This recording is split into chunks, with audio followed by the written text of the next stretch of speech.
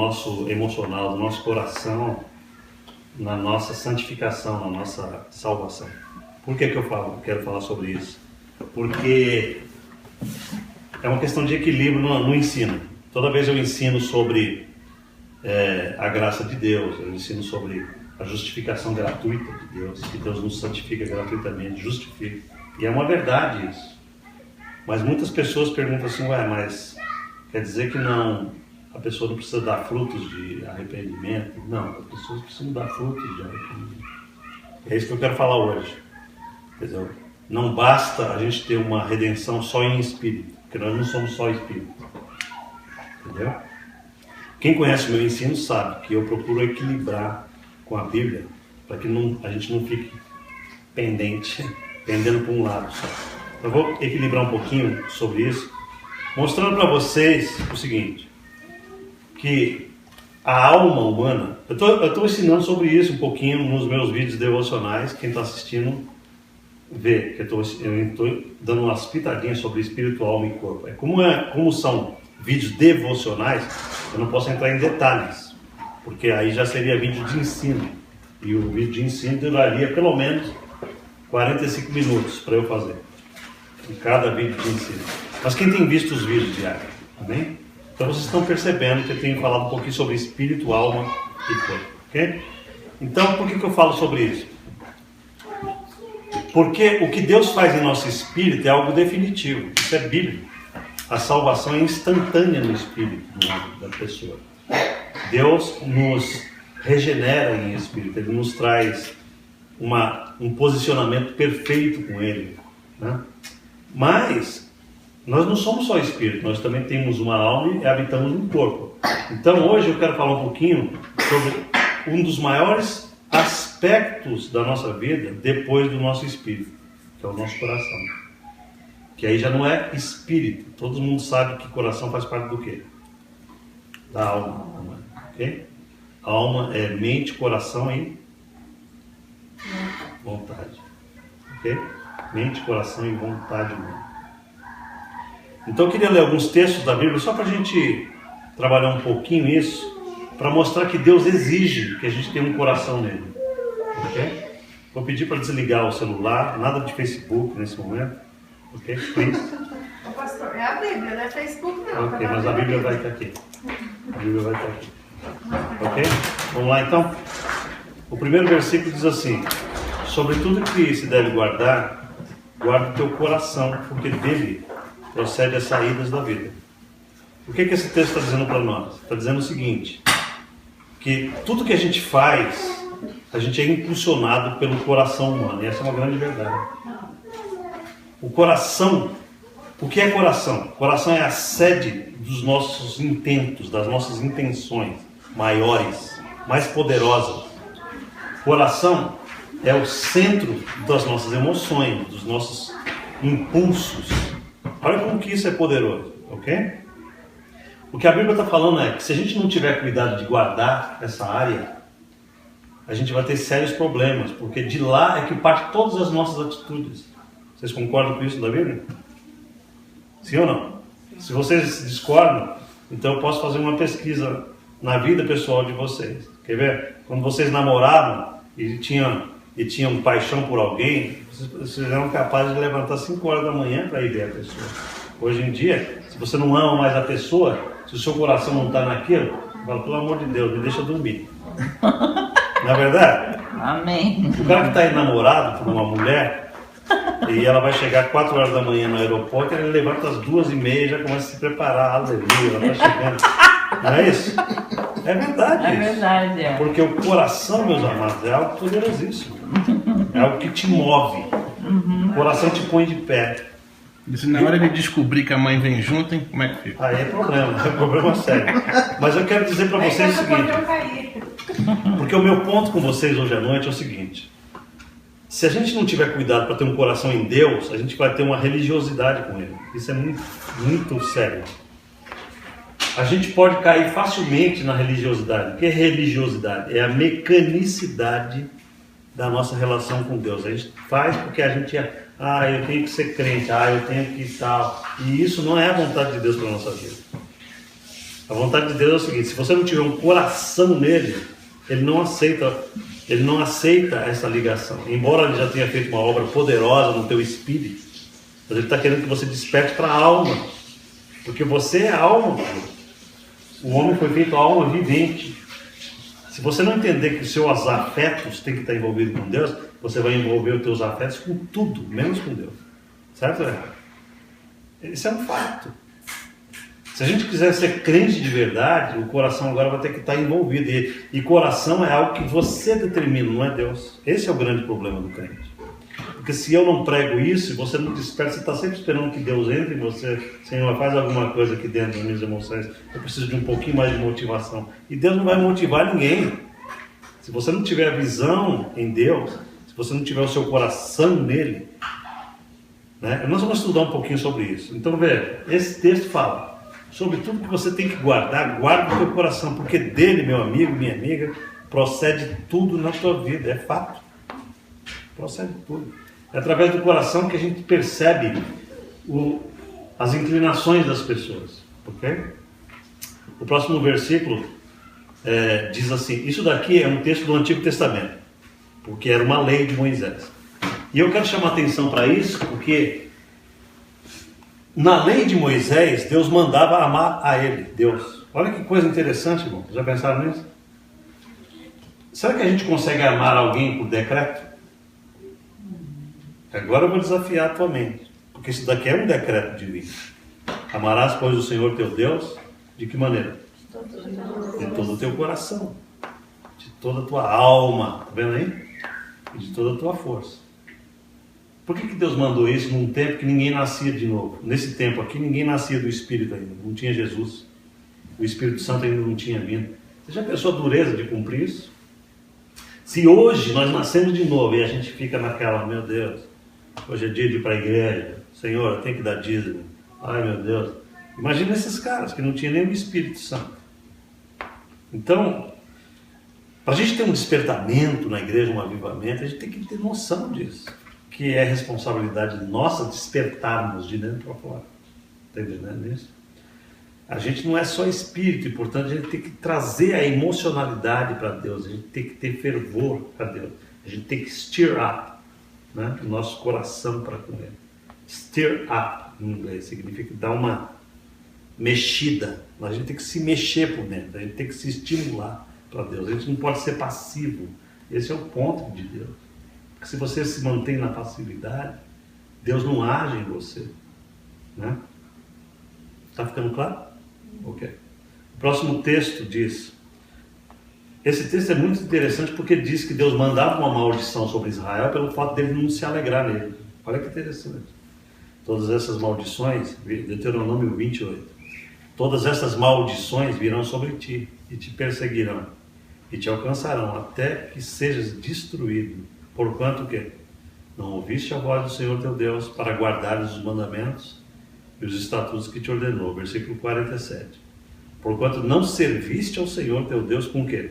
Com alegria e bondade de coração, não obstante a abundância de tudo. Deus dava de tudo para aqueles caras, abençoava, e os caras eram duros de coração com Deus. E Deus falava assim: vou mandar maldição sobre todo mundo. Antigo Testamento, a barra era pesada. Agora, Jesus nos libertou da maldição da lei por causa da cruz. Mas aqui tem um princípio poderoso para a igreja de hoje, para a igreja moderna. Qual é? O princípio é o seguinte: Deus coloca sobre você a responsabilidade de você se alegrar nele, de você louvá-lo, de você ser agradecido. Não está sobre Deus essa responsabilidade.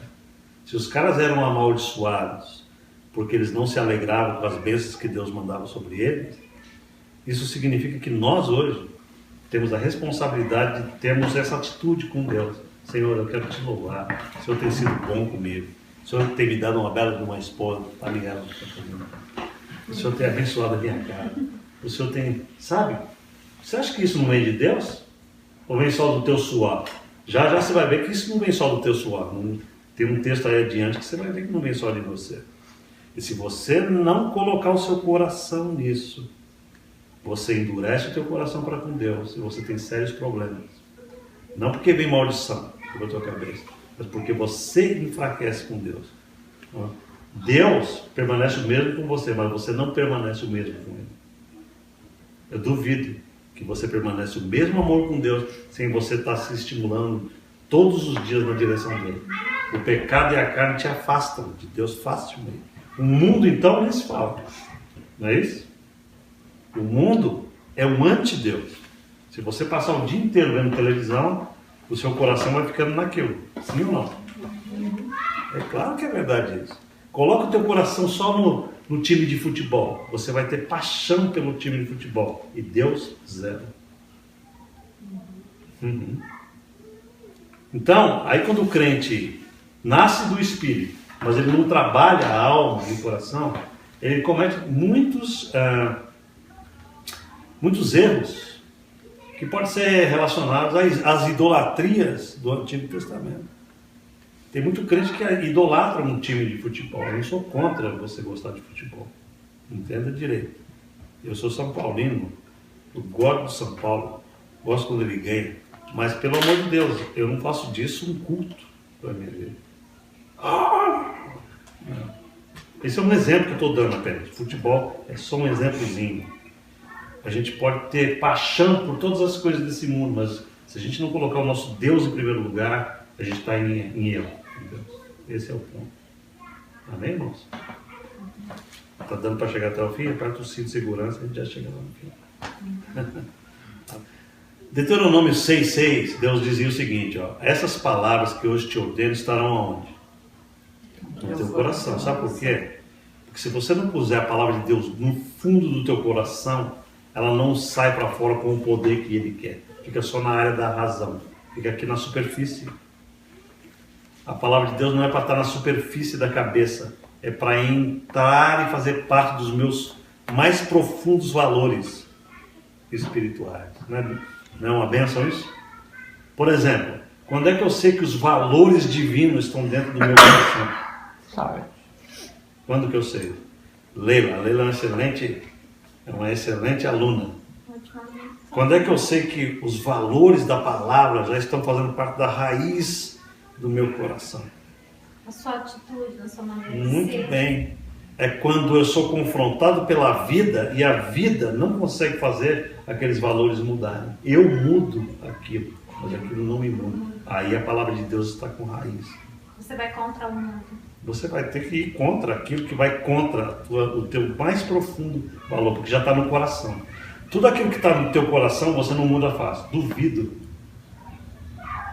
Quando uma coisa entra no teu coração, meu filho, a coisa não muda fácil. Porque é por isso que Deus está ensinando esse processo. Quando você consegue colocar algo dentro do coração, aquilo ganha um poder enorme em você. É igual você, o amor que você tem pelos seus filhos, pela sua esposa. Quando está lá dentro do seu coração, como que você vai tirar ele? Você não consegue tirar. Não. Tudo que entra no coração é difícil tirar. Por isso que quando entra o mal no coração, o processo é o mesmo. Entenderam?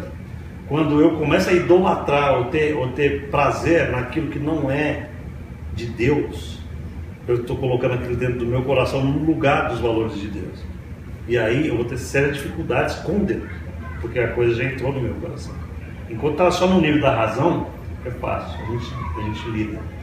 Mas quando entra lá no coração, você sabe por que um cara tem coragem de puxar como é que chama aquilo? Um gatilho de uma bomba, detonar uma bomba num lugar público? Porque não tem Deus. Sim, ele pode não ser que ele não tenha Deus, mas ele tem algo nele. Pode.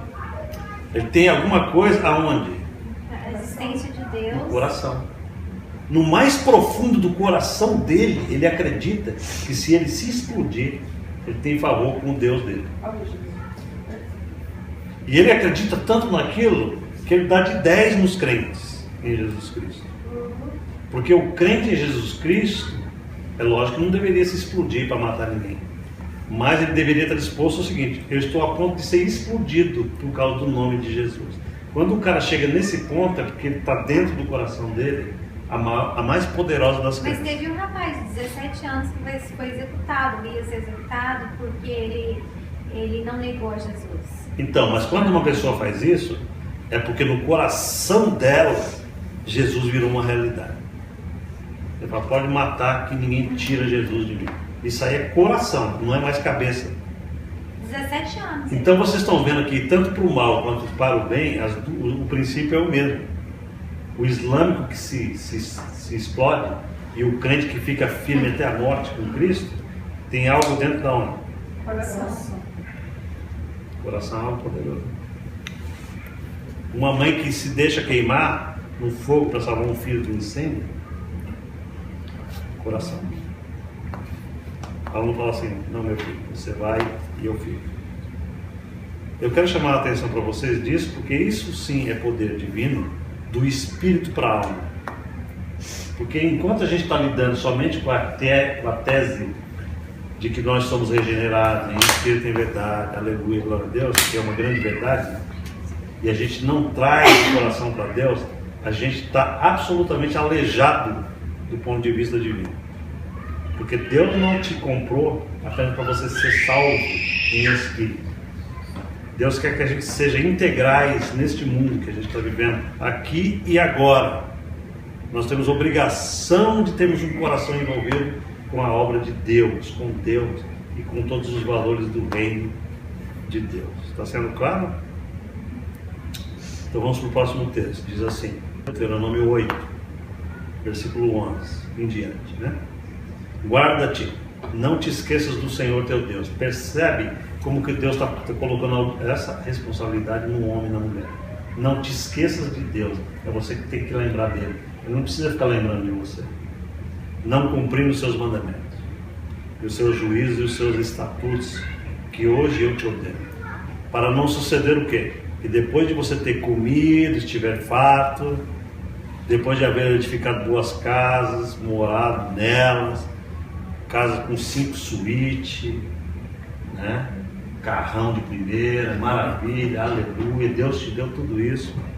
Aí depois de se multiplicar os teus gados, os teus rebanhos, e se aumentar a tua prata, o teu ouro, e você começar a ficar famoso, e ser abundante em tudo que você tiver, versículo 14, se eleve o teu coração, e te esqueças do Senhor teu Deus, que te tirou da terra do Egito, quando você não era nada, da casa da servidão. Será que isso serve para nós hoje, no século XXI? Qual é o problema desse texto? É que o coração que foi elevado para fora de Deus é um coração que se... Mas acontece demais, né? É um coração que o quê? Que se... Como que é... Qual foi o pecado de Satanás? O pecado de Lúcifer, não de Satanás. Ele se elevou no seu coração contra Deus. Exatamente sobre isso. Não.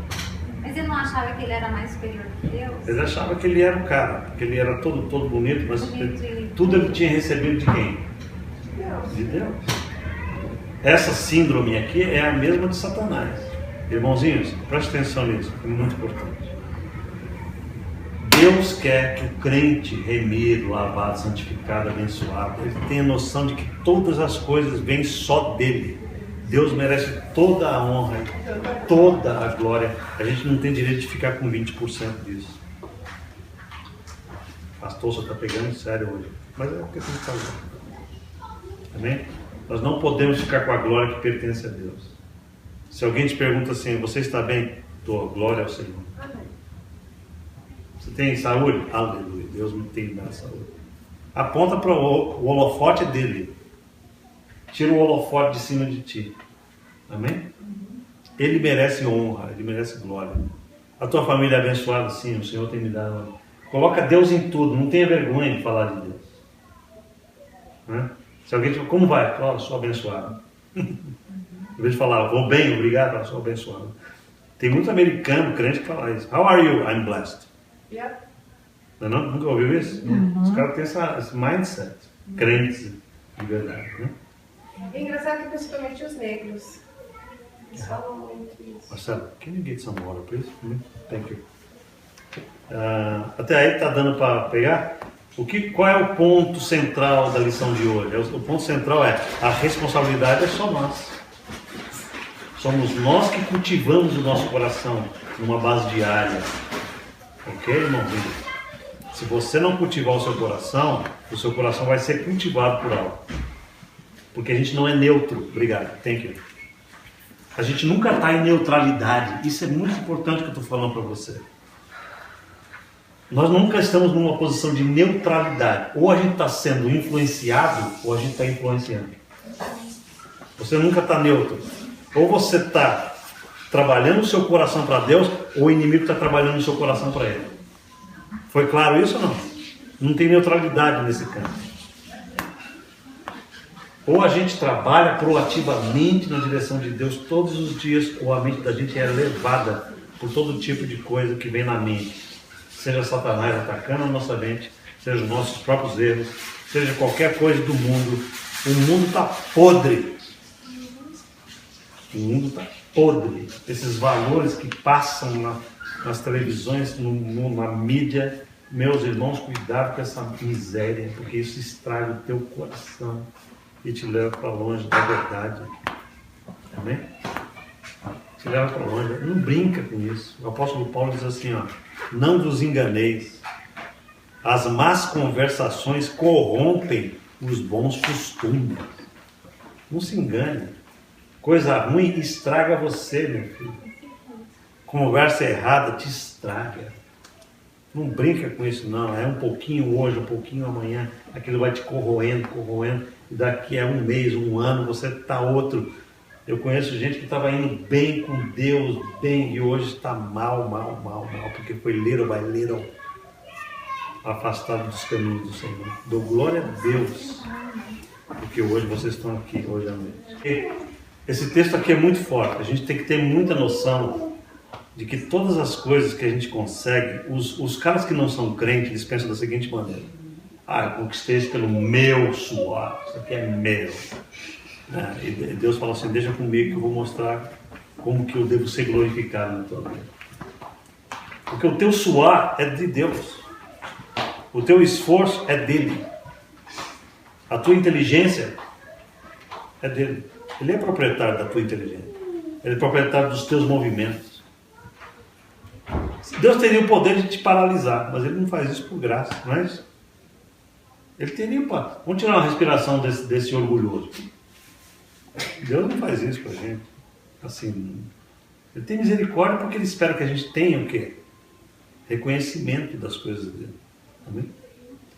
E tudo de graça, né? Coisa ruim, coisa boa, né? Poxa vida, a gente tem que acreditar que Deus está conosco em todos os momentos. Não é no momento só bom da vida. Eu creio nas bênçãos de Deus e na prosperidade e na vitória. Eu creio nisso. Mas há momentos que Deus deixa a gente no deserto para saber qual é o nosso coração. Deus prova você. Deixa você no deserto. Fala assim, vamos ver qual é a tua atitude. No deserto você tem que saber louvá-lo e engrandecer o seu nome. Às vezes é no deserto que você se encontra, né? Como? Às vezes é no deserto quando você está... Pois é, no deserto são as maiores bênçãos da nossa vida. Eu já passei no deserto, sei o que é isso. É no deserto que Deus me põe cara a cara com Ele e fala assim, agora tu vai me conhecer. Enquanto você está no pico da neblina, você não... Entendeu? Mas, entendeu? São esses processos que Deus transforma o nosso coração. Porque o objetivo de Deus não é que você seja transformado só em espírito. O coração é a coisa mais poderosa que Deus quer de você. Dá teu coração a Jesus. Tem um velho hino que diz assim. Dá teu coração a quem? A Jesus. Versículo 17 do mesmo capítulo, ele diz assim, não digas, pois, no teu coração, a minha força e o poder do meu braço me adquiriram o quê? Essas riquezas. Antes, te lembrarás do Senhor teu Deus, porque é Ele o que te dá o quê? Força para adquirires riqueza. Isso é uma coisa poderosa, irmão. Note que o primeiro versículo diz, não digas isso no teu coração. Você não precisa dizer isso daí verbalmente. Isso aqui que ele está falando, a gente diz aqui dentro. A gente não fala com a boca. A gente percebe quando alguém está falando isso aqui no coração. Não é não? Você não precisa falar tudo. Você fala com o coração. Olha lá, não diga no teu coração. Você fala muita coisa no teu coração com a boquinha fechada. E a gente vê a atitude. Quando a pessoa esquece dos valores de Deus, ela fala assim, eu sou mais eu. Esse tipo de atitude não tem que ter na boca de um crente em Jesus Cristo. Sou mais eu. Aí Deus fala assim, então eu vou ter que mexer com você, para você saber que você não é mais você. Você sou eu agora. Isso que eu estou falando é muito poderoso, ok? Algum comentário? Zé? Não? Algum comentário? Pode comentar, pessoal. Não é só eu que estou ensinando, não. Você tem que... pastor, eu tive uma experiência assim, eu conheço alguém. 2 Reis, capítulo 12, tem esse texto interessante. Diz assim, porém, ao rei de Judá que vos enviou a consultar o Senhor, assim lhe direis, assim diz o Senhor, o Deus de Israel, acerca das palavras que ouviste, porquanto teu coração se enterneceu e te humilhaste perante o Senhor, quando ouviste que eu falei contra este lugar e contra os seus moradores, que seriam para assolação e para maldição, e rasgaste as tuas vestes e choraste perante mim, também eu te ouvi, diz o Senhor. Esse texto fala de quando o rei Josias, que era um grande rei de Israel, um rei crente pra caramba,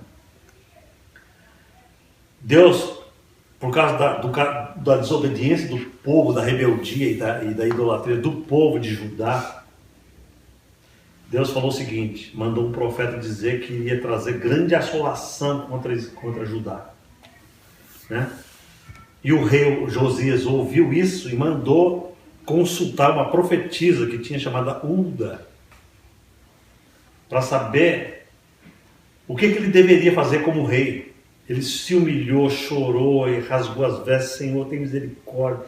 Em favor de todo o povo, ele falou, Senhor, nós pecamos contra ti, tem misericórdia. Não era ele o pecador, ele estava se identificando com o restante do povo. Às vezes a gente está nisso também, irmãos, como Daniel. Daniel estava no meio do povo de Israel, preso na Babilônia. O cara era um dos caras mais santos de Israel. Ele falou, Senhor, pecamos contra ti, porque ele se identifica com o povo de Deus. Às vezes, nós como igreja estamos pecando contra o Senhor. E a gente precisa se arrepender disso. Amém ou não? Você fala assim, mas pastor, eu não estou pecando. Mas o teu irmão está. A nossa igreja, como eu digo, igreja, não é só a nossa comunidade local. A igreja de Jesus hoje no mundo está fazendo coisas absurdas do ponto de vista bíblico. Sim ou não? Nós temos que falar diante do Senhor. Senhor, nós temos errado contra ti. A gente não tem abrido a nossa boca diante do mundo. Nós temos visto passivamente toda a miséria do mundo, enquanto que os incrédulos falam o que querem em toda a parte, nós somos calados diante de tanta miséria. E a gente se arrepende diante do Senhor. Foi isso que esse cara fez, Josias. Mandou consultar a profetisa Hulda. E foi ela que falou isso aqui. Ela diz assim, porém ao rei de Judá, que é ele, Josias, que vos enviou a consultar o Senhor, assim direis. Assim diz o Senhor, Deus de Israel, acerca das palavras que ouviste, porquanto o teu coração se enterneceu. O que significa enterneceu? Se quebrou, se encheu de dor. Você vê como que é importante o coração, o movimento do coração?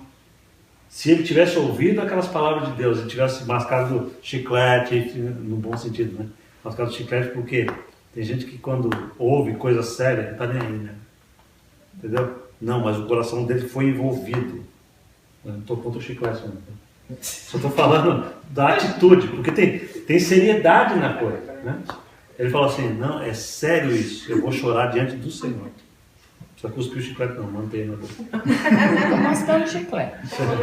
O que eu estou falando é o seguinte, do chiclete é o seguinte, é porque às vezes a coisa é tão séria que o mínimo de movimento da nossa alma, do nosso corpo, tem que ser tirado. A gente tem que estar prestando atenção no que Deus está falando, porque é sério demais.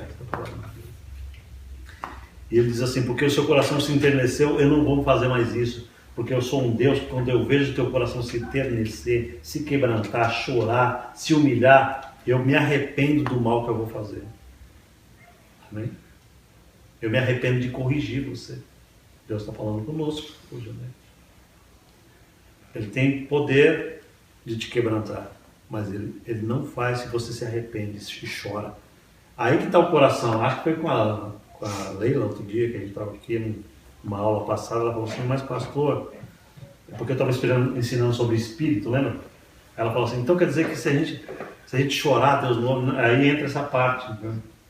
que nós somos alma também, nós temos alma. Então Deus vê o nosso coração. O nosso choro é a expressão do Espírito. Que coisa importante, né? É aí que está aquilo que eu ensino todo dia. É quando a gente extrai do Espírito uma espiritualidade adequada e vaza na alma, e chora, e tem sentimento, tem sensibilidade. Crente que é crente de verdade tem sensibilidade. Não é uma pedra, que um pau que nem isso. Tem sensibilidade. Se sensibiliza com a dor do outro. Olha que coisa importante que Deus está falando. Quantos de nós temos nos sensibilizado com a dor alheia? Né? Quando você vê algo na televisão, você não se choca? Não pede misericórdia para Deus? Então você está precisando de um pouquinho mais de sensibilidade. Se você vê uma criança sendo arrancada do Nepal, debaixo dos escombros, você fala, glória ao teu nome, Senhor.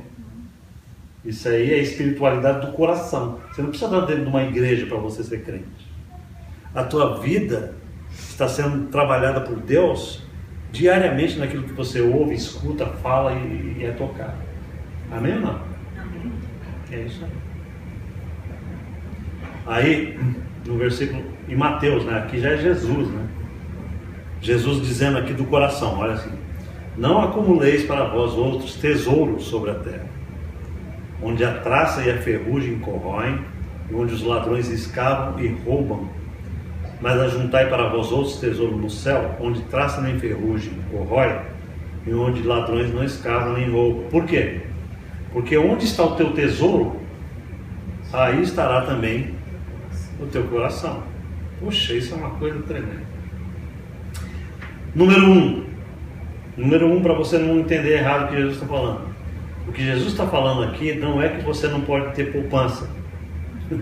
Não é que você não pode ter providência ou previdência social. Não, o que Jesus está falando aqui é o seguinte, o teu coração não tem que estar na poupança. Entendeu?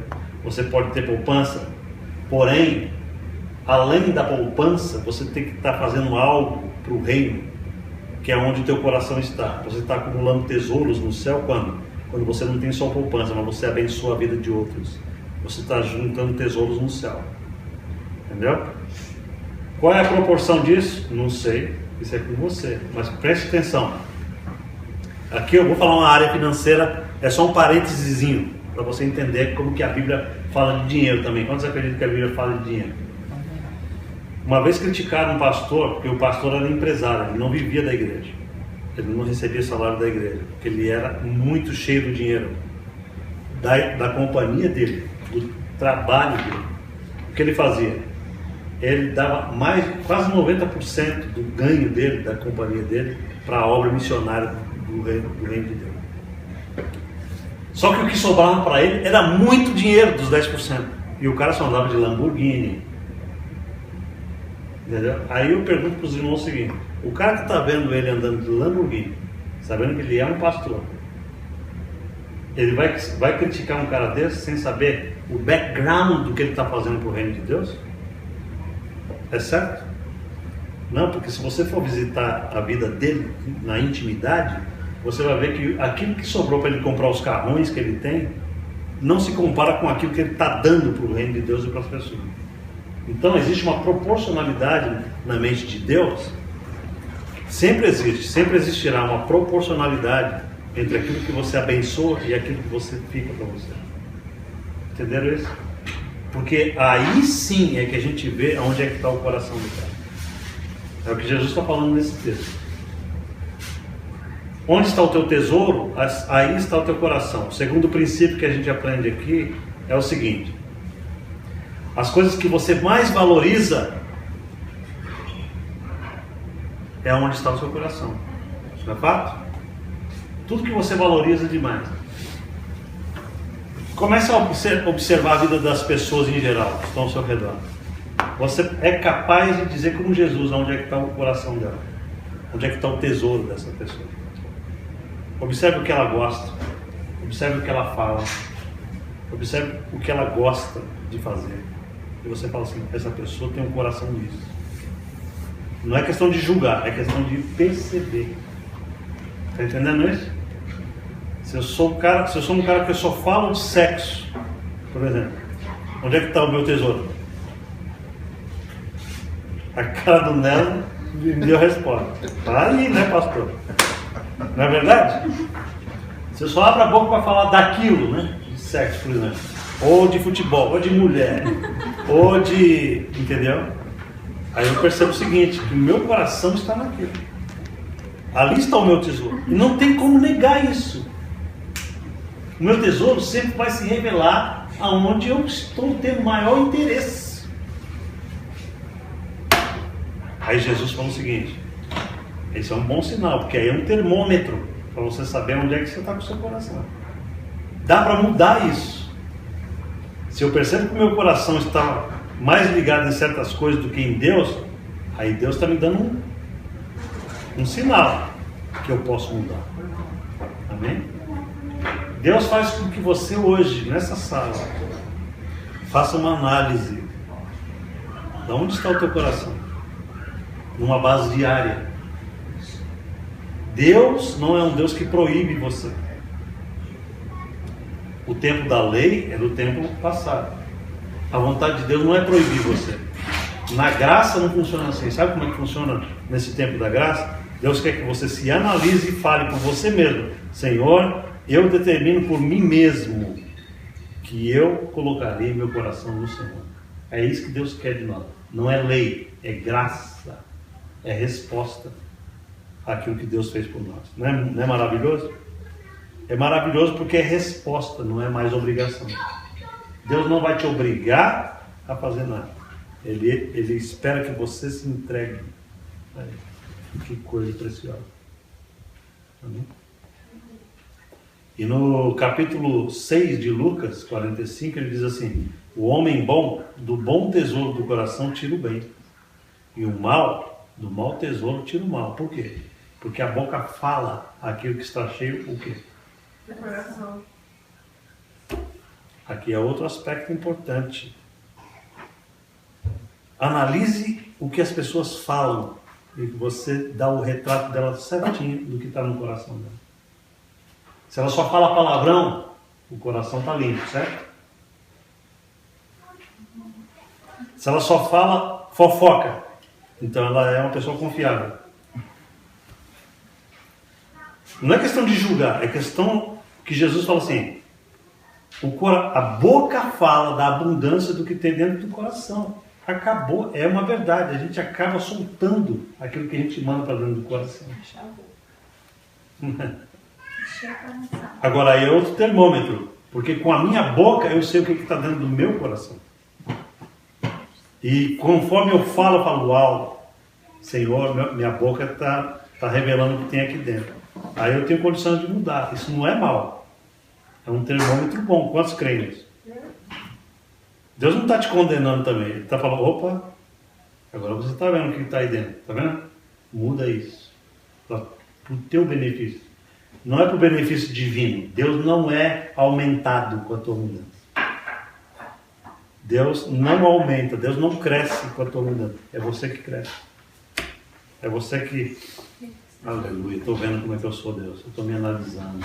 E eu vou falar uma coisa para vocês. Todos nós, inclusive eu, precisamos mudar a cada dia. Sim. Não pense que eu estou fora disso. Há momentos que eu preciso me analisar. Senhor, estou em harmonia com a graça, com o Evangelho. Eu tenho que me adaptar a Deus todos os dias. E você também. Amém? Romanos 5,5 diz assim, olha, a esperança não confunde, porque o amor de Deus é derramado aonde? No nosso coração. Pelo Espírito Santo que nos foi otorgado. Note. Esse é um dos poucos textos em que coração é confundido com espírito. Porque Paulo não está falando do coração-alma aqui.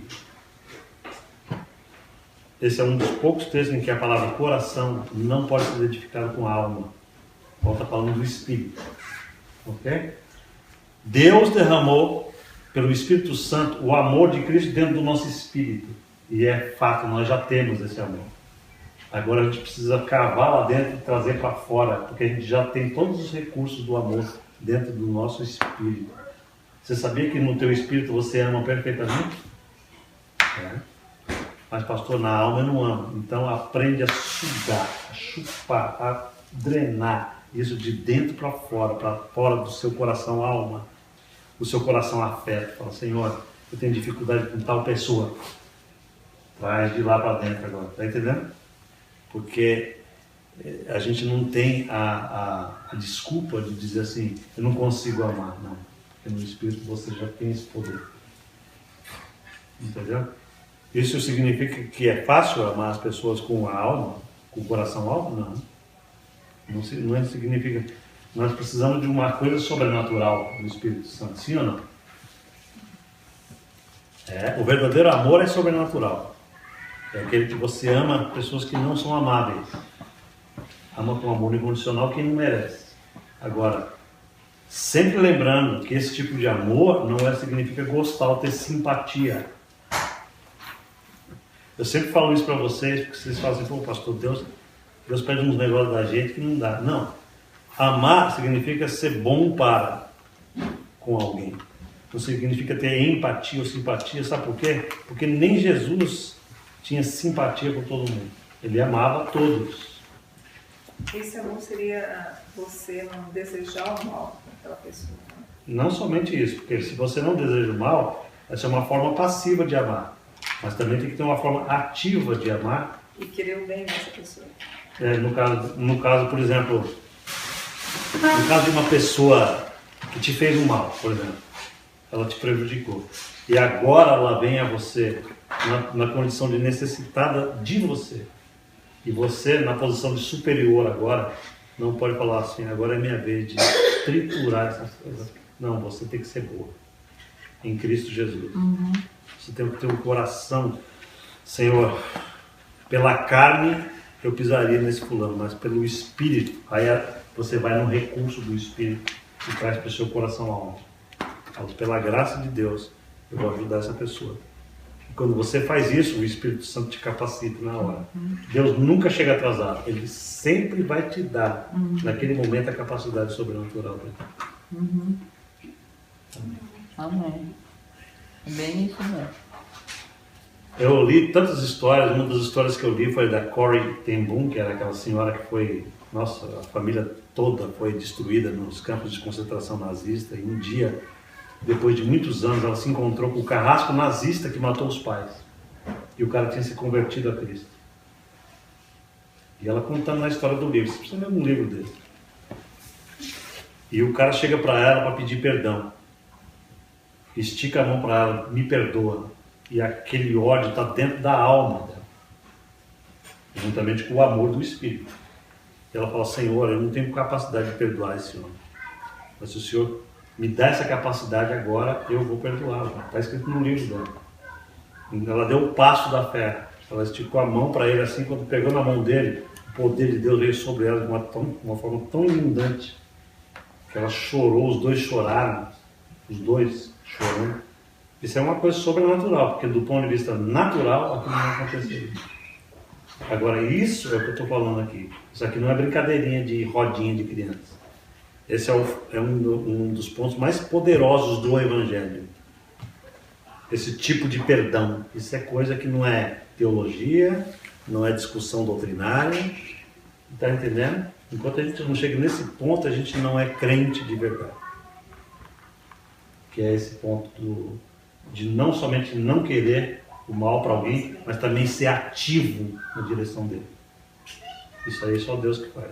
É com esse amor que foi derramado em nosso coração, pelo Espírito. Okay? Pergunta? Mas é com uma atitude dessa que você derruba o inimigo. Com certeza. Se você pegar, por exemplo, outro livro do David Wilkerson, que foi um cara que saiu não sei de onde, foi lá para Nova York evangelizar as gangues, né, na época de 60 da cidade de Nova York. você vê uma coisa dessa vivida na prática. Né? Quando ele chegou no meio daquela juventude toda drogada e tal, e um cara pegou um punhal e ia matar ele, falou assim, olha aqui, pregador, eu vou fazer picadinho de você vier com esse negócio de Jesus.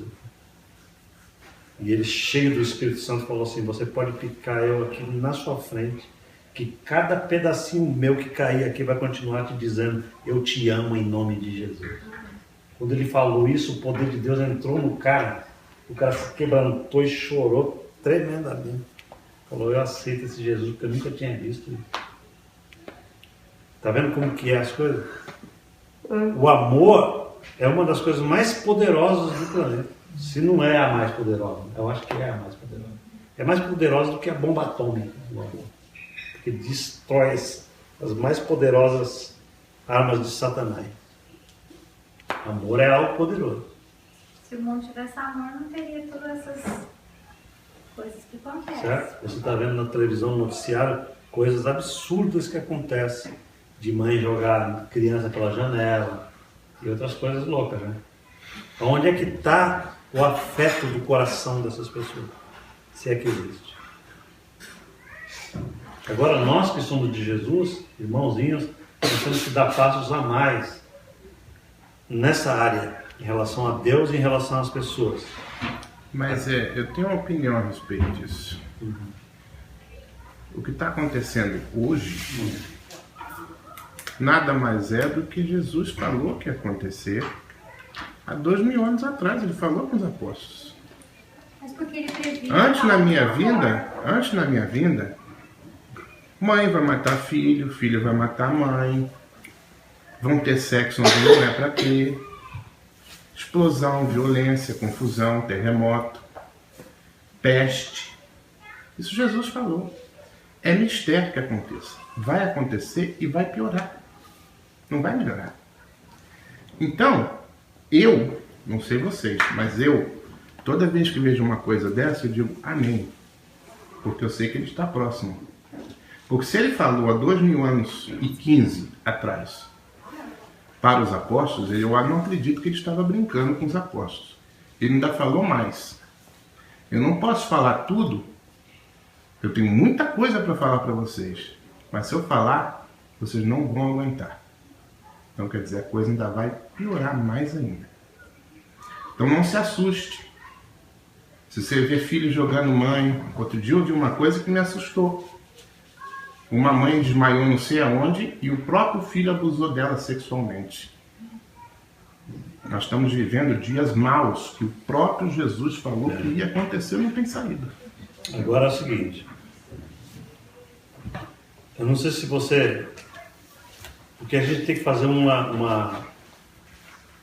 tem que ter uma noção correta a respeito dessa profecia de Jesus. Porque Jesus disse que nos últimos tempos essas coisas acontecerão de fato. Isso é fato. Mas ele não falou isso querendo dizer que ele produziria isso ou que nós deveríamos estar aceitando isso como legal pelo fato de ser profetizado. Não sei se vocês entenderam o que eu quero dizer. Não é pelo fato de já estar profetizado que a coisa vai ficar pior que eu devo ficar passivo com essa coisa que está aí. Aí você tem que levar seu coração a Deus, orar mais e pedir para Exatamente. Deus. De um lado, é o que ele fala, Senhor, glória ao teu nome, o Senhor está perto. Também é fato. E por outro lado, a gente nunca deve ser conivente com o fato de que o mal que está crescendo, isso aí já está profetizado. Então, sabe, esse determinismo não deve estar no coração do crente. O crente deve sempre lutar contra o mal até morrer, mesmo que ele esteja profetizado como mal.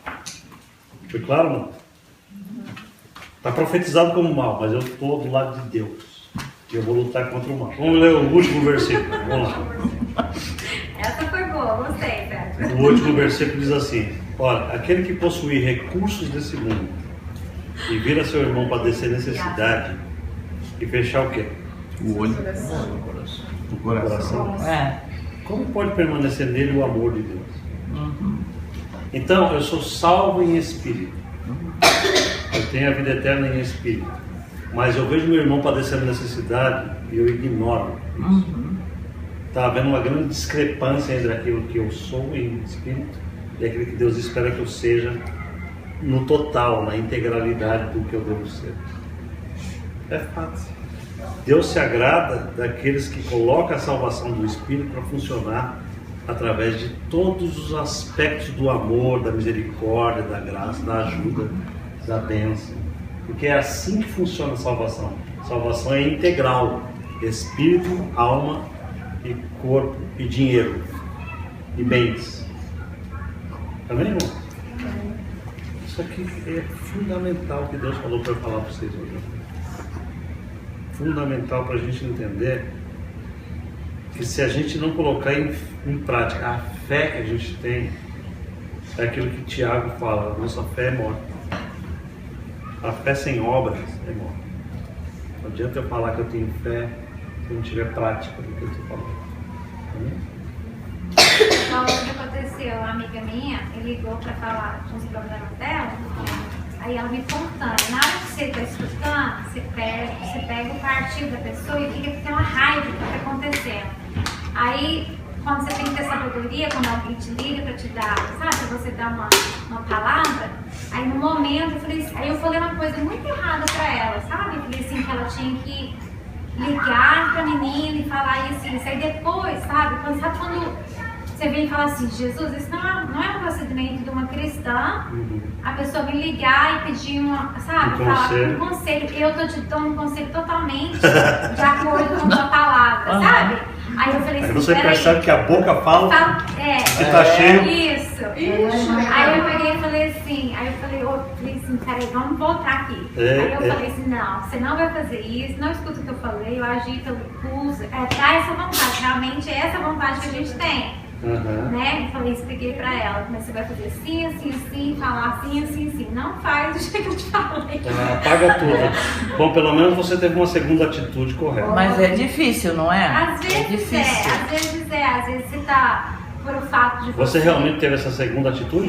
Tive, Então, com tá certo. certeza, nossa, perante Deus. Então, amém, não Jesus. age do jeito que eu Amém, falei, Jesus. age Amém, assim, Jesus. assim. E não vanglorie. Não se vangloria. Não, lógico. Você tá se aparecendo por quê? Não. Não, porque glória a Deus mesmo, porque, irmãos, Não, é difícil. a primeira atitude, eu sempre ensino o seguinte, a última atitude é a que mais importa. Acontece na gente, né? Às vezes a gente vai falar alguma coisa pra pessoa. A última atitude é a que mais importa. Jesus falou isso numa parábola. Ele falou assim, tinha 2 filhos. O pai falou para 2 filhos. Ele chegou para o primeiro filho e falou, filho, vai trabalhar na minha vinha, que é uma plantação de uva. Aí o cara falou, pode deixar, pai, eu vou. E não foi. Aí o pai chegou para o segundo filho e falou, filho, vai trabalhar na minha vinha. O cara falou, pai, não estou afim. E foi. Ele falou assim, qual dos 2 fez a vontade do pai? E os 2 fez. O último. O cara que falou, não vou, eu não estou afim, eu não quero, ele acabou indo. Acabou indo. Porque a última atitude da gente é a que mais importa para Deus. Quando você disse aquele erro primeiro, você errou. Mas você repensou e a sua última atitude foi, não faz isso não, tá errado, eu errei. É isso que Deus está vendo. A última atitude é sempre válida diante de Deus. Cuidado para que a sua última atitude não seja a errada. Né? Exatamente. Entenderam isso? Depois eu faço tirar o cinto. A minha tia falava, vou tirar o fundo da garrafa para esse aí. Exatamente. Exatamente, porque tem gente que tem a segunda atitude ao inverso. Igual os americanos, né? Faz sorry. Sabe de uma coisa? Andei pensando, vai lá e tritura fulano. Depois você vira pro cavalo e fala só. Amém? Amém, queridos? Amém. Deus tem falado conosco hoje à noite, sim? Amém. Vamos orar.